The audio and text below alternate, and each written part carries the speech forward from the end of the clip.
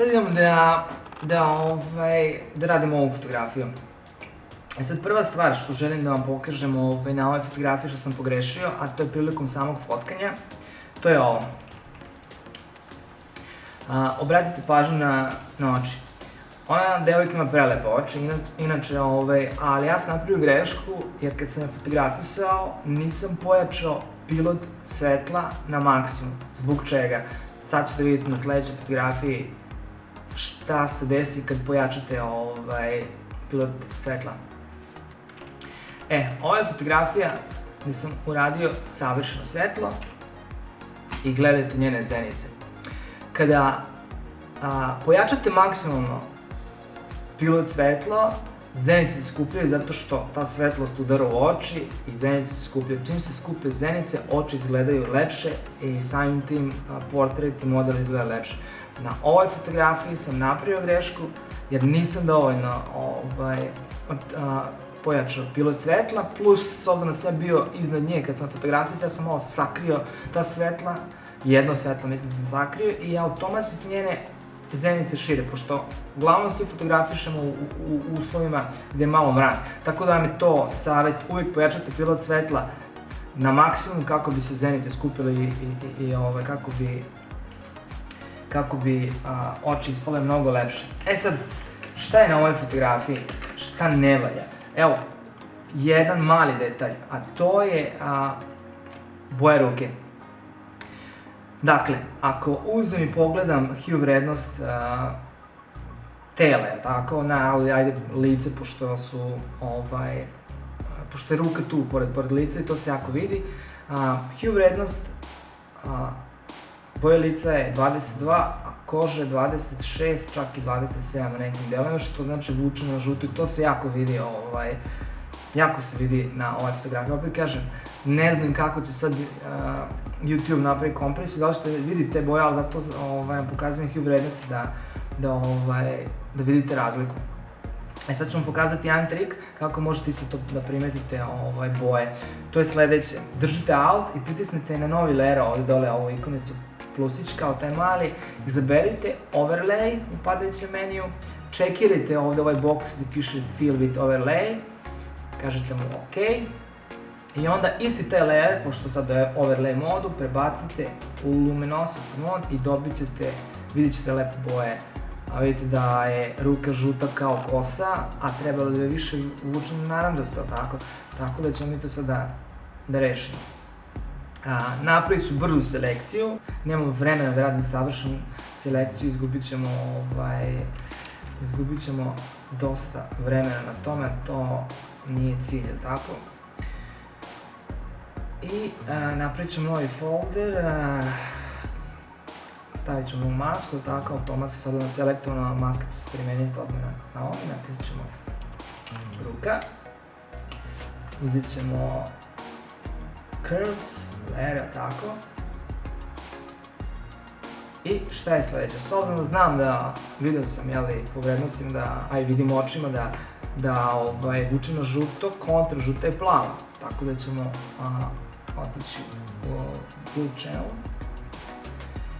i dodat ćemo malo plave, ali ću ja lepo da ne bih radio napamet, stavit ću color sampler, prebacit ću ga ovde, opet kažem, neću na srcu HSB, ili na engleskom Hue Saturation and Brightness, da vidio vrednosti. Znači, trenutno je 25, a rekli smo da treba da bude 22, tako. Pa ćemo vidjeti da li možemo malo da se poigramo i sa zelenom, opa, ovo je previše, ovako ovde. Dobro, malo ćemo osvetljenost. Sad, vidite ovde, znači nisam lepo maskirao, ovde je inače ruka bila malo hladnija i sad kad primenim ovaj adjustment layer, bit će još hladnija, tako da ćemo mi sad lepo to da uradimo ovako, da invertujemo i sad ćemo da bojimo samo ovo što želim da menjam, to jest ovo gde je žuto, je li tako? Malo možda ovde. Sklonimo ovaj color checker. I to je to. E sad, da li mogu generalno sve da utoplim, da uhladnim, da bude malo hladnije, to je već sad stvar ukusa, nećemo sad o tome da raspravljamo. Tako da je ovo bilo samo eto ta ruka da se ispravi. Sad druga stvar šta mi smeta na ove fotografije, prosto ja mislim da sam imao jedno još svetlo sa strane, da sam previše napravio flat lice i sad hoću malo da popravim taj kontrast na licu, a to ćemo uraditi na sledeći način, tako da isto napravim curves layer i napravit ću blagi kontrast, malo samo ovako, ne mnogo, invertujemo, uzmem četkicu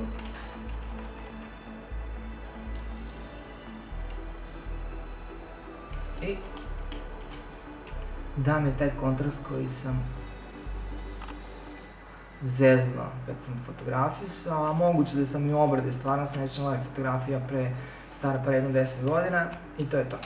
Ok, merge'amo sve, ostavit ćemo ovako i sad ćemo raditi jedan mali samo detalj dodge and burna na bradi, nešto što mi se ne dopada, ali nećemo preterivati, samo tek da vas uvedem u ono što će biti kad budem radio prave tutoriale. Ja imam već svoje akcije koje sam napravio za dodge and burn, ali ajde proći ćemo ovako, znači to su dva curves layera, naravno crna je maska, zato što treba da bojim po njoj da bi se vidjelo vidljivost, tako. Jedan je lighten, znači posvetljen, drugi je dark, koji zatamnjuje, jel tako, i ovdje imam eye helper layer, ja se izvinjavam. Ja napravit ću pred vama da vidite kako to se radi, znači možete da uzeti hue saturation, smanjite saturaciju i taj isti layer stavite u color mode.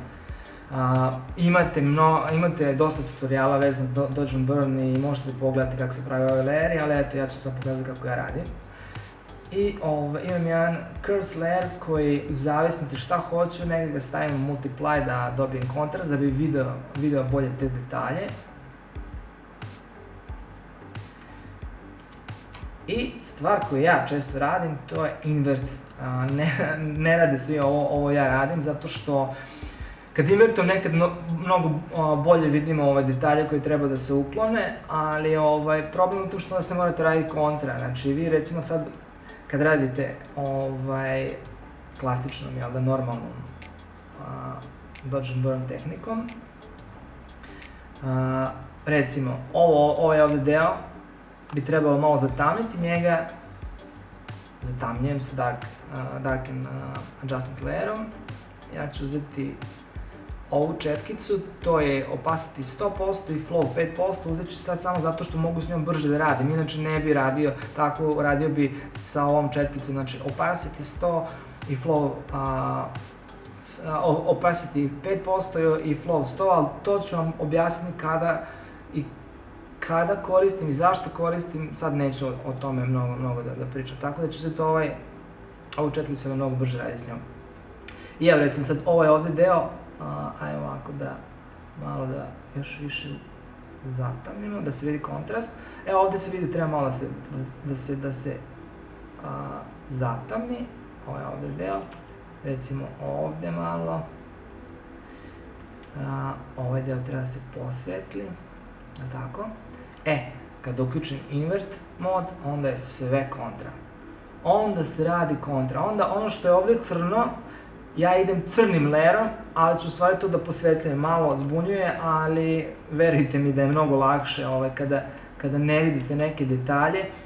Recimo ja sad mnogo bolje vidim neke detalje nego u ovom modu, tako? Malo treba vremena da naučite ovo, ali kad naučite to je onda je veoma lako. Dobro. To je samo malo, neću uopšte mnogo,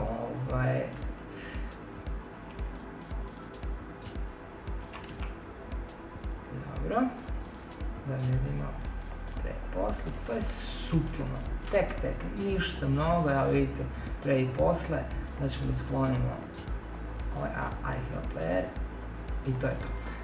Sad još jedan tip ili savjet, kako god hoćete. Kad radite Dodge and Burn, svi obično krenu i ovako zoomiraju i rade. Ne, to je totalno pogrešno. Nekad sam i ja tako radio jer imam pogrešne mentore i učitelje, tako. A onda sam naletio na prave i stvarno sam ubrzao svoj rad koristeći ovo sada, a to je ovako. Samo sekund, da isključimo ovaj vert mod. Fotografija se recimo radi na nekih 30 do 50%. 33% je sasvim ok. Sve što je uočljivo na 33% radite na 33%. Tek kada ne možete više neke sitne detalje, onda zoomirate. Zbog čega? Zato što se fotografija otprilike gleda ovako. Ova fotografija ili neka druga se gleda isto. Gleda se ovako, ne gleda se ovako. Znači neko kad otprinta fotografiju ili kupi za nešto, neće sigurno gledati ovako u zoomu, već se gleda u globalu fotografije. Zato se prvo radi globalno. Evo sad recimo, ne znam koliko primetite, ja ću probati da markiram. Ajde uzet ćemo brush, neki samo sekund. Stavit ću ovdje gore. Evo ovdje ima jedna linija crna koja bi trebala da se reši. Ja ću nju da radim sa ovim zoomom. I radit ću sve dokle god bude mogao da radim. Ajde malo ću samo da približim.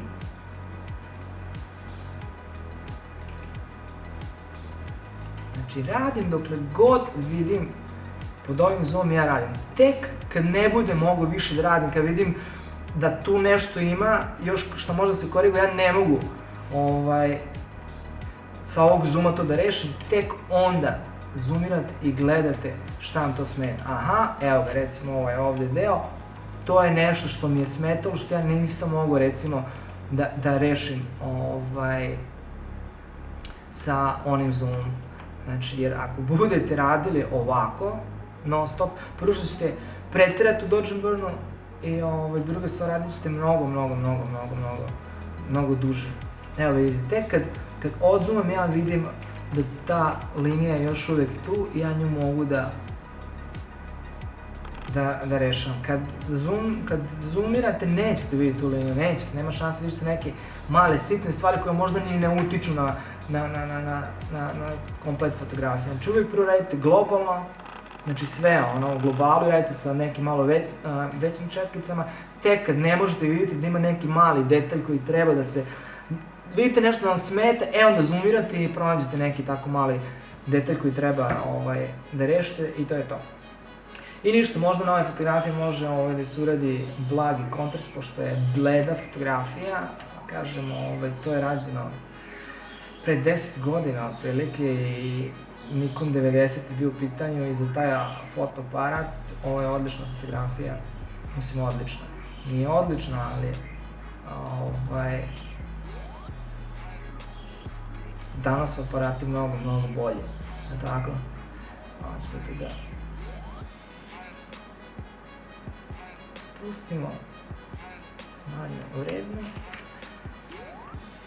i to je to otprilike, znači ništa u suštini, kažem, eto, najviše šta je trebalo ispraviti, to je, znači, ovaj tu kontrast ovde na licu i ova ovde ruka i to je to. Ovo sa Dodge and Burn je bilo čisto, eto, malo uvod da vam pokažem kako se, šta radi, kako da razmišljate i kako da, kad krenete da radite Dodge and Burn, šta treba da radite. Znači, prvo krenete globalno, pa tek onda radite detalje.